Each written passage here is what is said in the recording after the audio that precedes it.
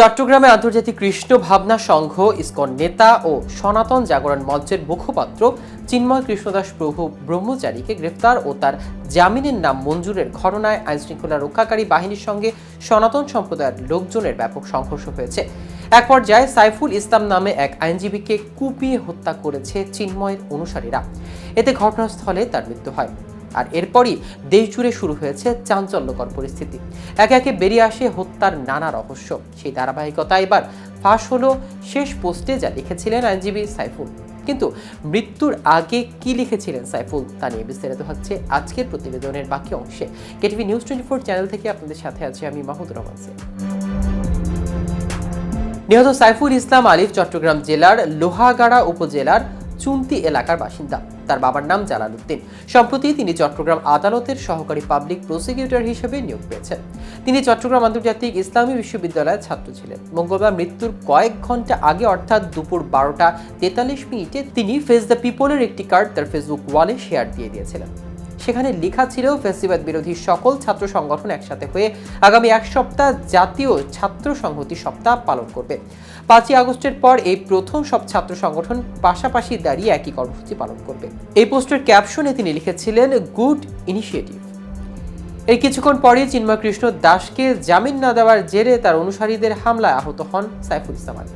গুরুতর আহত অবস্থায় তাকে উদ্ধার করে চট্টগ্রাম মেডিকেল কলেজ হাসপাতালে নেওয়া হলে সেখানে কর্তব্যরত চিকিৎসক আলিফকে মৃত ঘোষণা করে। প্রসঙ্গত সম্প্রতি রাষ্ট্রদ্রোহের অভিযোগে গ্রেফতারে চিন্ময় দাস ব্রহ্মচারীকে জেল হেফাজতের নির্দেশ দিয়েছে চট্টগ্রাম মেট্রোপলিটন ম্যাজিস্ট্রেট আদালত। এদিন চিন্ময় দাসের আদালতে পেশের আগে আদালত চত্বরে জড়ো হন শয়ে শয়ে মানুষ। উঠে জয় শ্রীরাম স্লোগানও। রায় শোনার পরই রণক্ষেত্রের চেহারা নেয় আদালত চত্বর। পুলিশের প্রিজন ভ্যান প্রায় 3 ঘন্টা আটকে রাখে বিক্ষোভকারীরা। আদালত চত্বর থেকে চিন্ময়কে নিয়ে বের হতে গেলে শুরু হয়ে যায় সংঘর্ষ। পুলিশ টিয়ার সেল ফাটিয়ে এবং লাঠিচার্জ করে পরিস্থিতি নিয়ন্ত্রণে আনার চেষ্টা করে। তখনই বিক্ষুব্ধ জনতা ছত্রভঙ্গ হয়ে আদালত প্রাঙ্গণ থেকে বের হয়ে রঙ্গম কনভেনশন হলের সামনে জড়ো হয়। এরপরই ইটপাটকেল ছুটতে শুরু করে জনতা। তাড়া করে যায় পুলিশ, পাল্টা তাড়া করে জনতা। এতে অনেকে গুরুতর আহত হন। আহতদের চট্টগ্রাম মেডিকেল কলেজে ভর্তি করা হয়। সেখানেই মৃত্যু হয় সরকারি আইনজীবী সাইফুল ইসলাম আলিফের। গত 5 আগস্ট আওয়ামী লীগ সরকারের পতনের পর দেশব্যাপী সংখ্যালঘুদের উপর হামলার প্রতিবাদে 8 দফা দাবিতে হিন্দুদের মুখপাত্র হিসেবে বক্তব্য দিয়ে আসছিলেন চিন্ময় কৃষ্ণদাস।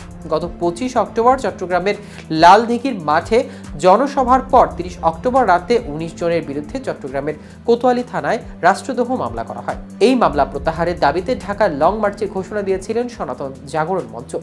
পরে সেই কর্মসূচি স্থগিত করা হয়। চট্টগ্রামের নিউ মার্কেট মোড়ে স্বাধীনতা স্তম্ভে বাংলাদেশের জাতীয় পতাকার অবমাননা অভিযোগ রয়েছে চিন্ময়ের বিরুদ্ধে।